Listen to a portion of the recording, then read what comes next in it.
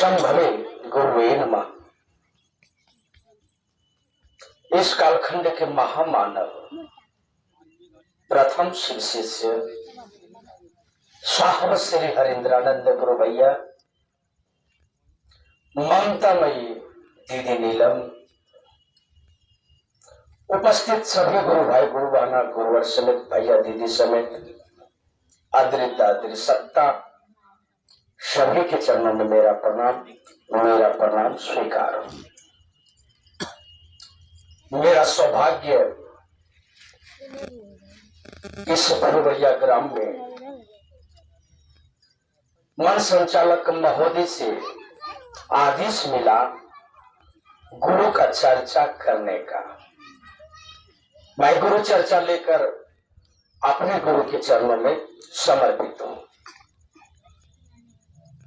आप लोग सभी अभी सुन रहे थे,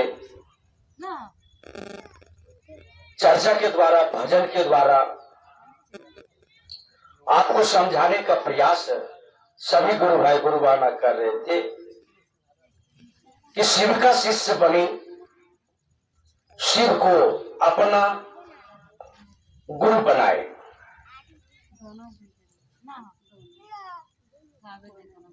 ये गुरु शिष्य का रिश्ता आज से नहीं युगों से चल रहा है। हर युग में गुरु शिष्य का रिश्ता चला है, आज भी चल रहा है, लेकिन आज तक ले इतनी आसानी रास्ता शिष्य को नहीं मिला। आज तक ले कोई नहीं बताए कि घर बैठे आप 3 सूत्र कीजिए, महादेव से दया मांगिए, महादेव का चर्चा कीजिए, महादेव को प्रणाम कीजिए और इतना करने से शिव आपके गुरु हो जाएंगे। ऐसा आज तक ये कोई बताया नहीं किया। इस धरती पर बहुत सारे ऋषि मुनि आए, साधु आए, संत आए, ज्ञानी आए, महाज्ञानी आए, लेकिन आज तक कोई नहीं बताए कि शिव आपके गुरु बहुत आसानी से हो सकता है। आज तक कोई नहीं बताए। आज हम लोगों का सौभाग्य कहिए कि इस कलिकाल में, इस कलयुग में हमारे साहब श्री हरेंद्रानंद गुरु भैया, उनकी पत्नी दीदी नीलम ने हम लोग को रास्ता दिए कि बहुत आसानी से शिव को अपना गुरु बनाया जा सकता है। उन्होंने रास्ता दिए, शिव मार्ग दिए, राजमार्ग दिए। अब क्या करना है? साहब और दीदी की बातों को मानकर चलते रहना है। साहब कहे हैं कि अगर शिव से रिश्ता बनाए रखना है तो शिव से रिश्ता बनाए रखना है तो ये 3 सूत्र कीजिए। कौन सा 3 सूत्र आप सभी जानते हैं ना? 3 सूत्र कीजिए। 3 सूत्र में क्या है? पहला में दया मांगना, दूसरा में चर्चा करना, तीसरा में नमः शिवाय से प्रणाम करना, जो अभी हमारे सारे गुरु भाई गुरु बहना भजन के द्वारा आपको समझाने का प्रयास कर रहे थे। ये 3 सूत्र जब आप करेंगे तब क्या होगा? शिव से रिश्ता बना रहेगा। शिव से आप हटिएगा नहीं। और जैसे ही 3 सूत्र करना छोड़ दीजिएगा, रिश्ता टूट जाएगा और आप भटक जाइएगा। आपसे शिष्य और शिष्य का रिश्ता धीरे धीरे दूरी जाता चला जाएगा, शिव भाव में कमी हो जाएगा, महादेव की दया से वंचित रह जाएंगे। इसलिए साहब कहे कि अगर शिव से रिश्ता बनाना है तो शिव को अपना गुरु बनाना है तो 3 सूत्र करते रहिए। 3 सूत्र में लगता क्या है? बड़ी आसान है ना? बड़ी आसान है। अरे सुबह उठते हैं, चाहे जब मन करे थोड़ा सा मांग लीजिए दया। हे महादेव तो हमारे गुरु हका हमरा पर दया करो न। क्या लगता है बोलने में, की लगे जो कि बताओ तो। हे शिव आप मेरे गुरु है, मैं आपका शिष्य हूँ, मुझ पर दया करने दीजिए। सुनते हैं बड़े सब पर दया करते, क्या मेरे ऊपर नहीं दया कीजिएगा? हे महादेव से तो सारा संसार मांगते, हम दया भी नहीं मांगेंगे क्या? उनसे सुबह शाम जब मन करे महादेव से दया मांगिए कि महादेव दया करने दीजिए। पहला सूत्र हो गया, जब मन करे तब दया मांग लीजिए। और दूसरा सूत्र में क्या है? चर्चा करना। आप लोग चुगली बड़ी करते हैं ना, करते हैं ना, फलना पुतौरा ही कर लगे, वो गोतरिया ही कर लगे, अरे उसको अगर आप करते तो भय ले लड़ाए ना, नहीं घर ले लड़ा है, दिन भर में जैदन झोटम झोटी हो बे करेगा, पक्का है। लेकिन अगर वही चुगली में अगर महादेव का चुगली डाल दीजिए तब कितना आसान रहेगा। नहीं, महादेव का चुगली कीजिए। साहब देखिए बड़ा सोच समझ कर ये सूत्र दिए। पहला में दया, दूसरा में चर्चा, क्योंकि चुगली करते हैं दूसरे के कानाफूनी करते तो क्या बड़ी गुरु बाना गुरु भाई समय व्यतीत करते हैं औरों के गप में। तो दूसरा सूत्र में दिया गप कीजिए, दिन भर जहां भी जो मिले गप कीजिए। हे भैया हे दीदी महादेव के गुरु मान लो, महादेव का शिष्य बने, नहीं बने तो बना लीजिए और उनको 3 सूत्र समझा दीजिए। अब महादेव पर छोड़ दीजिए, हे भैया हे महादेव हम इनको समझा दिए, मेरी बात पता नहीं समझ रहा कि नहीं समझ, थोड़ी दया करने दीजिए। अगर कोई नहीं समझ रहा तो महादेव से करने का काम कीजिए, भैया से करने का काम कीजिए, दीदी से करने का काम कीजिए कि हम इनको समझाते हैं ना, नहीं समझता, थोड़ी अपनी दया दिखा दीजिए, अपनी दया करने दीजिए, देखिए कमाल हो जाएगा। जैसे ही आप महादेव से बोलिएगा महादेव मेरी बात नहीं मानते, थोड़ा सा दया करने दीजिए कि ये भी शिष्य बन जाए और मासिक चर्चा में जाने में उनको सोल्व हो जाए, कहीं को संगतिया मिल जाएगा। नहीं तो महादेव से दया मांगिए, ये महादेव हम जिनको भी आपके बारे में बोले वो भी महादेव का शिष्य बन जाए, वो भी महादेव आपको गुरु मान ले, महादेव से दया मांगिए। अब तीसरा में क्या है? दूसरा सूत्र हो गया। तीसरा में क्या है? नमः शिवाय से प्रणाम करना है। नमः शिवाय से आप प्रणाम कीजिएगा ना, ये नमः शिवाय में इतनी ताकत है क्या कहें। नमः शिवाय से प्रणाम निश्चित कीजिए, और नए गुरु भाई गुरुवाना है तो 108 बार नित्य दिन कीजिए, यह आप ही का फायदा होगा। कहिए कैसे? आप नमः लेते अंदर और शिवाय करते बाहर, तो आपके अंदर में जितना बीमारी है ना पहले खत्म हो जाए। देखिए पहला फायदा। नमः शिवाय से नित्य दिन अगर प्रणाम करते हैं, 108 बार करते हैं, तो जानते हैं आपका जितना काल कष्ट है ना सब खत्म हो जाएगा, जितना ग्रह गोचर है सब खत्म। इतनी ताकत है 300 नमः शिवाय करने में। आपका नमः शिवाय श्वास में करने से, श्वास में नमः शिवाय को जब आप अंदर नमः, जब अंदर श्वास ले तो करे नमः, और जब श्वास बाहर छोड़े तो कर दे शिवाय। देखिए कितना आसान है। आप फिर भी आप लोग सोचते हैं कि हम पता नहीं कर पाएंगे नहीं कर पाएंगे। साहब बहुत सुंदर रास्ता, बहुत आसान रास्ता दिए हैं, बस इस पर चलिए, कोई काम नहीं देगा।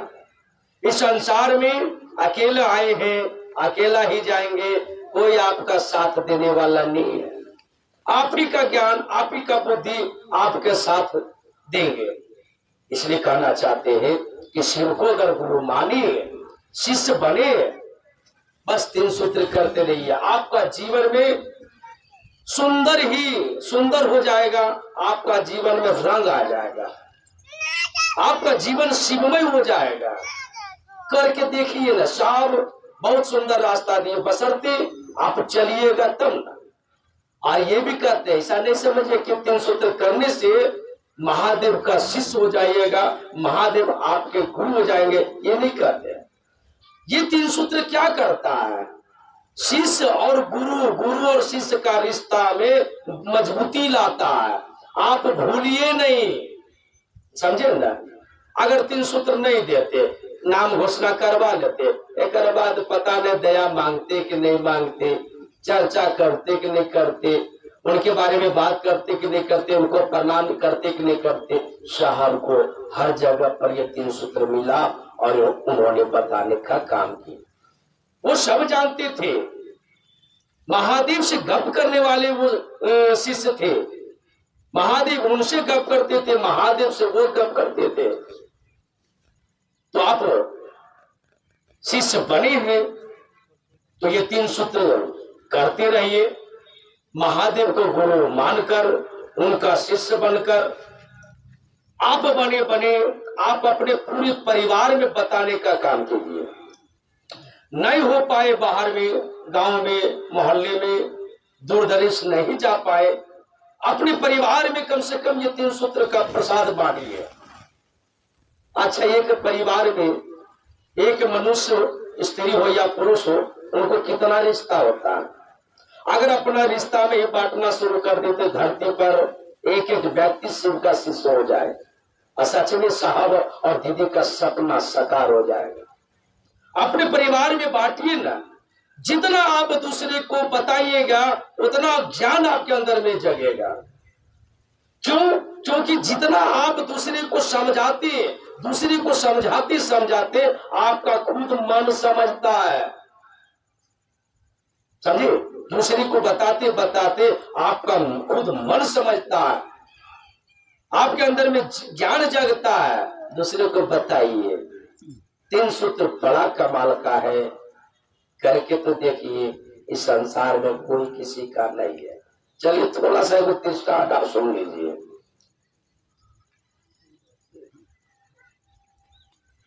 देखिए, एक बच्चा था, मान के चलिए गली में स्कूल जाता था बच्चा। स्कूल जब जाता था, उस रास्ते में कुटिया बनाकर एक साधु रहता था। उस साधु उसी कुटिया में रहते थे और भजन कीर्तन करते थे और ध्यान भगवान का लगाते थे। एक बच्चा जब उस रास्ते से जाते थे तो बाबा से जरूर, साधु से जरूर बात करते थे। बाबा बाबा बाबा, आपका परिवार है, आपके रिश्ते नाते हैं। कल के ना बेटा, मेरा परिवार कोई नहीं है, मेरा रिश्ता तो केवल भगवान से है, परमात्मा से। उन्हीं का भजन करते हैं, उन्हीं का हम ध्यान लगाते हैं। तो बाबा पूछते हैं कि बेटा तुम्हारा परिवार है ना? तो कहता लड़का कहता है, हाँ बाबा, मेरा माँ है, बाप है, भाई है, बहन है। तो प्यार करता है ना, लाड़ दुलार करता? हाँ बाबा, सब करते, बहुत प्यार करते, बहुत दुलार करते। मेरा बाप माँ करवे करते, जितने भी रिश्ते नाते करवे करते दुलार, गांव वाला भी दुलार करते। कहते हमको विश्वास नहीं होता है। साधु कह रहे हैं कि हमको विश्वास नहीं होता, इसका हमको परीक्षा देना पड़ेगा कि तुमसे कौन प्यार करता है, कौन दुलार करता कि नहीं करता। कहता बाबा कैसे परीक्षा आप लीजिएगा, हम देने के लिए तैयार है। कहता ठीक है, कल तुम मेरे पास आना सुबह सुबह, जैसे स्कूल जाता है ना पढ़ने के लिए, सुबह सुबह हमारे पास कल आना। मेरे पास 2 तरह का जड़ी है। एक जड़ी जब हम तुमको सुंघा देंगे ना तो तुम्हारा शरीर मृत्यु के समान हो जाएगा। सब कहेगा कि, दुनिया वाला कहेगा कि ये लड़का मर गया। और एक जड़ी मेरे पास ऐसा है जो सुंघा देंगे ना तो तुम जी के खड़ा हो जाएगा। कहता ठीक है बाबा, हम कल सुबह आते हैं, आपको परीक्षा देंगे। बच्चा गया स्कूल, बाबा से भेंट करके स्कूल से पढ़ के आया और घर गया, खाना पीना खाया, रात में सोता और सुबह उठा। उनको ध्यान लगा हुआ था बच्चा को, आज बाबा का हम जाके परीक्षा देंगे। तुरंत नहाया धोया, मुंह कान जितना भी क्रियाक्रम है करने का कर लिया, तैयार हो गया स्कूल जाकर जाने के लिए। बक्सा टांग लिया, स्कूल चला बच्चा। घर में अपने गार्जियन को बोल दिया कि हम चलते हैं। जब आया, निकला घर से तो बाबा के पास आया, बाबा बाबा हम आ गए। अच्छा बाबा बेटा आ गया? हाँ आ गए। ठीक है, बाहर में कुटिया के बगल में चबूतरा था, वो चबूतरा पर कच्चे चलो, वहां पर चबूतरा पर चलो बच्चे। बच्चा गया, लड़का गया चबूतरा पर, वही जड़ी नाके में सूंघा दिया, और जैसे ही सूंघाया बच्चा मृतक के समान हो गया और उस चबूतरा पर सुता दिया। जैसे जैसे दिन उड़ते गया, गांव वाला उसी रास्ता में था, वही रास्ता था, गांव वाला आए, इसके बाद देखे तो पहचान जाए, अरे ये मेरा ही गांव का तो लड़का है, इस लड़का को तो पहचानते हैं। तो देखता नवजुवक छोड़कर तो कुछ हो नहीं है, बच्चा सच में मृत्यु के सवाल हो गया।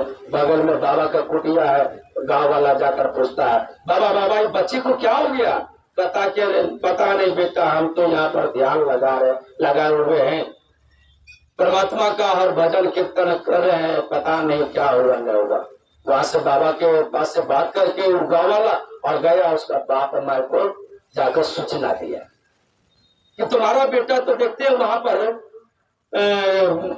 साधु का जो कुटिया के बगल में चबूतरा है ना, उसी पर सोया हुआ, और लगता है कि वो मृत्यु के समान सोया हुआ, पता नहीं मर गया क्या हुआ। तो गांव वाला पूरा जो सुना, उसका घर वाला दौड़ते हुए रोते हुए करते हुए वहां पर पहुंचा। जब पहुंचा तो देखता सच्चे में बच्चा मरा पड़ा है। तब तो रोते रोते सब माँ बाप भाई बहन सब वहां पहुंचा, सब रो रहा। जब रोते रोते एक गांव वाला कहता क्या, अरे बगल में बाबा का कुटीबा है, पूछिए ना बाबा, साधु से पूछिए ना क्या हुआ। तब बाप मैं गया, भाई भी गया, सब गार्जियन जितने भी रिश्ते नाते हैं सब साधु के पास गया। बाबा बाबा बताइए ना इस बच्चा को क्या हुआ। ये बच्चा देखते हैं कैसा है, कहते क्या कहें बेटा, हम तो यहाँ ध्यान लगा रहे भगवान को, परमात्मा को, पता नहीं क्या है। फिर वो आपस से कुछ नहीं बोला बाबा साधु, अगर बाद आके फिर रोना चालू कर दिया। अब साधु को रहा नहीं गया, अब साधु वहां से उठा और बीच भीड़ में जाकर बच्चे के बगल में जाकर खड़ा होकर पूछता है क्या हुआ। तो बाबा देखिए ना ऐसा बात है, कहते देखिए ये बच्चा जी जाएगा, लेकिन अपना प्राण निकालकर इसमें डालना पड़ेगा, तब जाकर ये बच्चा जिएगा। कहता है कि बाबा कैसे क्या करना पड़ेगा। पहले माँ से पूछा, आप ही इनका माँ है? हाँ हम ही है। तो क्या आप अपने बच्चे को जीवित करना चाहते हैं? कहता हाँ बाबा जीवित करना चाहते हैं। तो आप अपना प्राण निकालकर इस बच्चे में डाल दीजिए, बच्चा जी जाएगा। कहता जी बाबा दो बेटा है, अभी तो बड़ा मेहनत किए, बड़ी परिश्रम किए, जवान किए, ये छोटा लड़का है, बड़ा लड़का को शादी किए, इसके बाद अभी पुत्र लाए हैं घर में, अभी तो उसका सुख भोगन किया। चलिए एक बेटा चला गया क्या दिक्कत है, एक बेटा तो कम से कम है ना, उसी का सुख भोगेंगे। तो क्या आप बच्चे को, अपने बच्चे को जीवित नहीं करना चाहते? कहते नहीं बाबा छोड़िए ना, अभी तो एक बच्चे को पूछने में कितना माँ को दिक्कत होता है, कितना कष्ट होता है। तो अपना पूरा दुखनामा सुनाया, लेकिन वो माँ तैयार नहीं हुआ। कहले ठीक है चलिए आप साइड लगे। पिता को भी एक साइड में बुलाकर साधु पूछा क्या अपने बच्चे को जीवित करना चाहते हैं? कहता हाँ करना चाहते हैं। तो आप अपना प्राण निकाल कर बच्चे में डाल दीजिए अपना पुत्र में, ये जीवित हो जाएगा।